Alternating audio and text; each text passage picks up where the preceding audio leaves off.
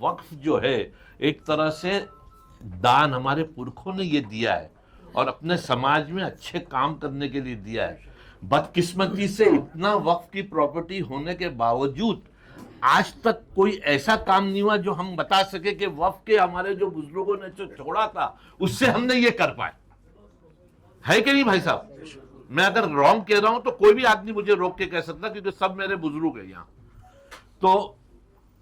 तो मेरा ये कहना है कि आपको कलेक्टर ये जितने भी पॉइंट्स है, अभी तो ज्वाइंट पार्लियामेंट्री कमेटी में गया है। आप बहुत से ऐसे सरकार में लोग हैं, सहयोगी लोग होंगे इस सरकार में, जो आपके साथ इसमें कंधे से कंधा मिला के चलेंगे। मैं भी एक ऐसे पक्ष में गया हूं। अगर आपको नहीं, इसमें हंसने की बात नहीं है। देखो, ये बात मैं जो बोल रहा हूं, मैं आपको डंके की चोट में बोल रहा हूं। सबसे पहले मैं क्या हूं?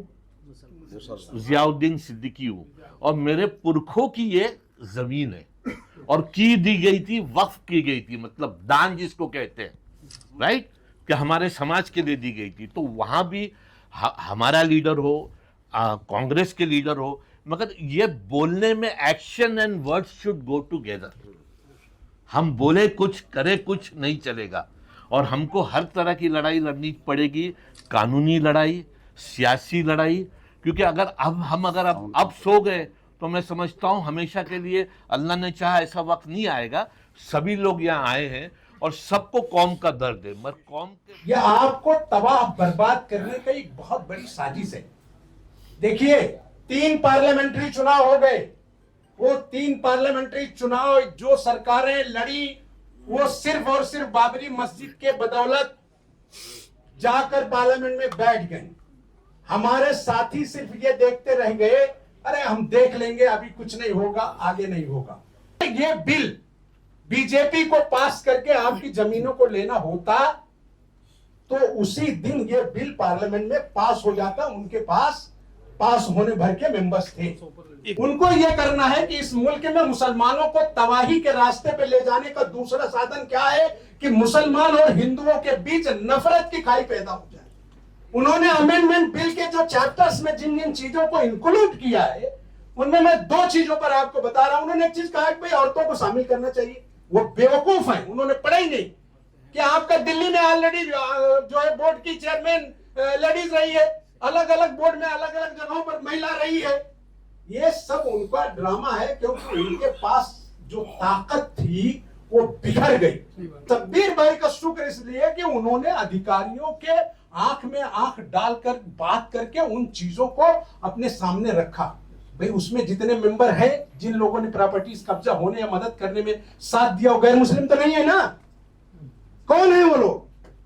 तो ऐसे जब आपका वोट बट रहा था तो ही वो फायदा उठा रहे थे ना। एक बार आप ईमानदारी से हमारी उलमा की बात सुन ली, मस्जिदों के मेंबरों में से पहली बार मैंने मुल्क में देखा, अपनी 40 साल सियासी जिंदगी में हमने किसी मस्जिद के मेंबर पे चुनाव की बात नहीं सुनी थी, लेकिन पिछली बार सुनी और उसका रिजल्ट आपने दे दिया, मुल्क की तकदीर बदल दी आपने। और उसमें सबसे बड़ा रोल जिसका था वो रोल महाराष्ट्र का था, और उससे बड़ा रोल उत्तर प्रदेश का था। काबिल मुबारक बात है कि बहुत अहम मौजू पर यहाँ हम सबको जमा किया गया। अफसोस इस बात पर मुझे भी है, आपको भी है, कि इसमें बहुत से नौजवान ऐसे होंगे या उम्र दराज भी होंगे जो इस मौजू के ऊपर तफसील से कुछ भी नहीं मालूम है। इतनी ज्यादा जमीनें महाराष्ट्र के अंदर है, और हजरत ने कहा कि कटोरा लेकर के हम मस्जिदों के दरवाजे पर कासा गदाई कर रहे हैं, तो इससे बुरा दिन तो शायद अब नहीं आएगा।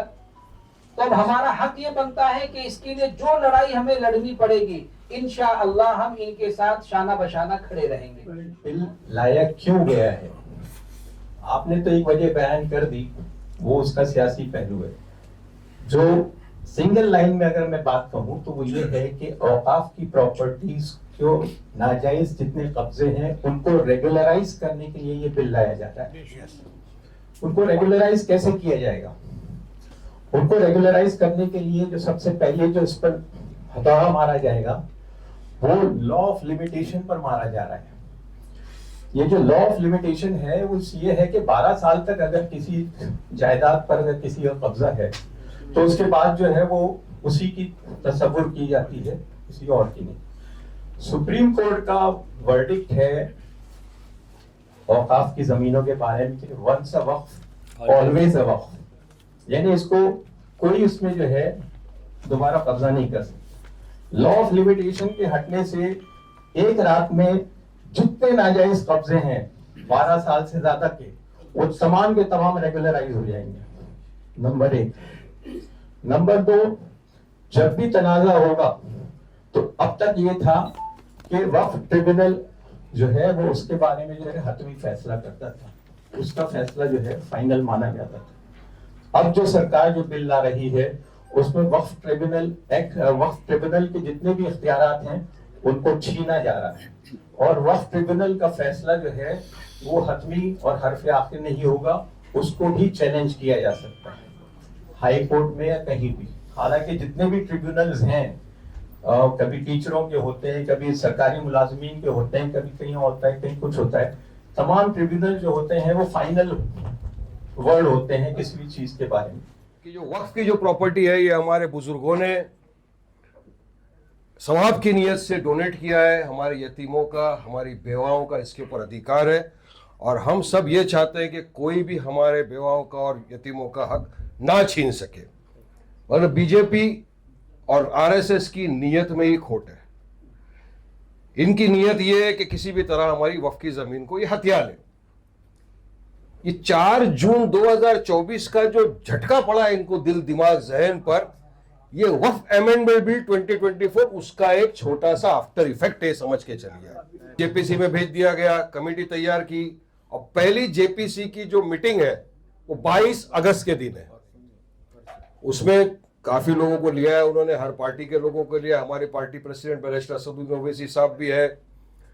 हमने पहले दिन से कहा, आज भी हमारा ये मानना है कि जितने भी ये वक्फ बिल के अंदर अमेंडमेंट लाए 44, हम तमाम के तमाम अमेंडमेंट की मुखालिफत करते हैं, ऑब्जेक्शन करते हैं। अमेंडमेंट बिल 2024 पार्लियामेंट में दाखिल हुआ, उस दिन शिवसेना उद्धव ठाकरे के 9 के 9 एमपी गायब हो गए।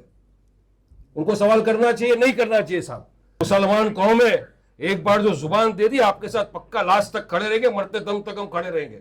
आपका भी फर्ज बनता है हमारे साथ खड़े रहो।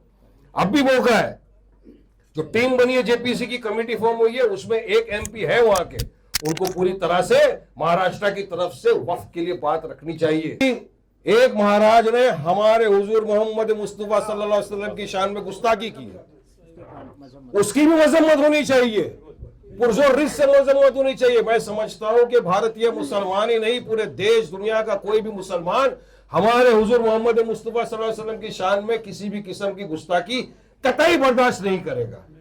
इस बानों के बलात्कारियों को खुलेआम आपने छोड़ दिया था, तब तो आपको मुसलमानों की फिक्र नहीं हुई, महिलाओं की। जब हम मुसलमान बच्चियों को हिजाब पहनकर पढ़ना था, तब तो आपको फिक्र नहीं हुई हमारी बच्चियों की। तो ये सिर्फ एक बहाना है। नियत हमारे वक्फ की जो जमीन है, हमारी है जायदाद, उसको हड़प करना कुछ नहीं है, सिर्फ दिखाना ये है कि हमको इस जमीन चाहिए, और शुरुआत हो चुकी है। यहां तो पता नहीं मदरसों को तोड़ना, बाद में मस्जिदों के ऊपर क्लेम करना, जबकि काशी मथुरा की जमीन वो भी वक्फ की प्रॉपर्टी है, बाबरी भी वक्फ की प्रॉपर्टी। तो मैं शब्बीर साहब से दरखास्त करूंगा कि आप तो माशाल्लाह इसमें लगे हुए हो, अच्छी रीत से काम कर रहे हो, हम लोग भी आपके साथ शाना बशाना कांधा से कांधा मिलाकर खड़े हैं। जहां कहीं भी हमारी जरूरत पड़े, और हमारे पार्टी प्रेसिडेंट असद साहब ने तो पार्लियामेंट तक में भी चिल्लाया, हर शोबे पर अपनी बात रखी कि हम खड़े हैं। मुस्लिम पर्सनल लॉ बोर्ड भी इस मसले के ऊपर साफ क्लियर है कि हम कतई किसी कीमत पे वक्फ अमेंडमेंट बिल 2024 को लाने नहीं देंगे, हम ये अमेंडमेंट नहीं होने देंगे। इसके लिए अगर हमको रास्ते पे उतरना पड़ा तो संवैधानिक तौर पे हम रास्ते पे उतर के एहतजाज भी करेंगे।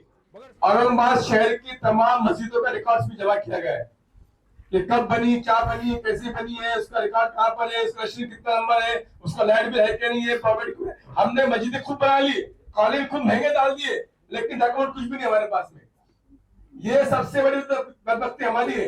हम पहले पेपर बनाए अपने, मस्जिदों को बचाना है, कुछ बचाना है, तो रिकॉर्ड कुछ भी नहीं है।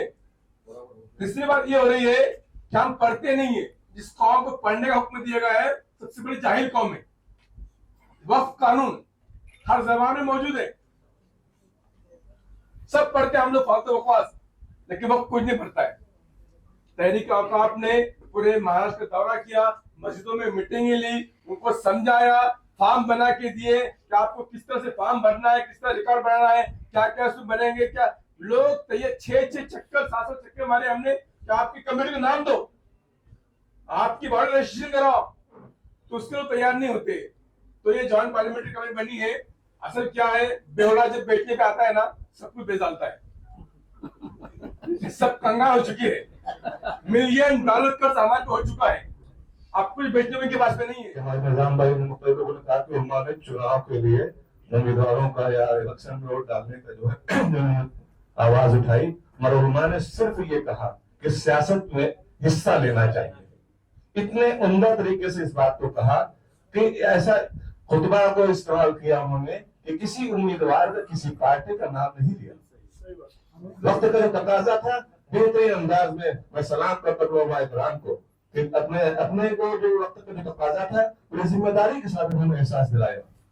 तो मैं आज फिर उन्होंने से कहना चाहता हूँ कि अपने जुमा के खुतबे के अंदर इस बात को कहें कि हमारे इस तहरीक में मकामी सतह से तमाम उलमा इकराम एक होकर के एक पार्लियामेंट के अंदर, उस पार्लियामेंट्री मेंबर के साथ मुलाकात करें। लेकिन एक जो टीडीपी है, जिसके आदमी ने खड़े होकर सिर्फ एक जुमला कहा कि अगर ये बिल जेपीसी में चला जाए तो हमको कोई एतराज नहीं होगा, तो उस जुमले की भी कदरदानी होनी चाहिए। मैं टीडीपी का झपटना, झपट कर पलटना, लहू गर्म रखने का है एक बहाना। एक वह बात है, जो कुछ भी हुआ है ये वक्फ तरमीम बिल की मुखालफत में ही हुआ है। और जैसा कि बताया गया कि एक कमेटी ऐसी है जो जेपीसी के मेंबरान से मुलाकात करेगी। मेरा एक मशवरा है छोटा सा कि एक कमेटी और बनाइए, उसमें अहले खैर हज़रात को भी लीजिए, पढ़े लिखे लोगों को लीजिए, जिनकी वक्त के बारे में अच्छी मालूमात है उनको लीजिए और सर्वे कराइए। आप महाराष्ट्र में है, महाराष्ट्र का सर्वे कराइए, जो यूपी में है यूपी की एक कमेटी बनाइए, वहां का सर्वे कराइए। एक तरफ ये बात होती रहे, एक तरफ ये काम भी होता रहे। इस तरह ये है कि हमारे पास डेटा भी जमा होता रहेगा, हम मुलाकातें भी करते रहेंगे, और जिन मेंबरान से हम मिल सकते हैं उनसे हम मिले। इंशाअल्लाह इससे हमारा फायदा ही होगा, और वक्त की जमीन जो हमारे जाने के खदशात हैं इंशाअल्लाह वो बचेगा। हम सब ने ये तय किया है और एक एक मुसलमान ने ये तय किया है कि हम इस वक्फ अमेंडमेंट बिल की मुखालफत करते हैं, और इंशाअल्लाह इसको बिल को रिजेक्ट करवा के ही इंशाअल्लाह अल्लाह का शुक्र अदा करेंगे।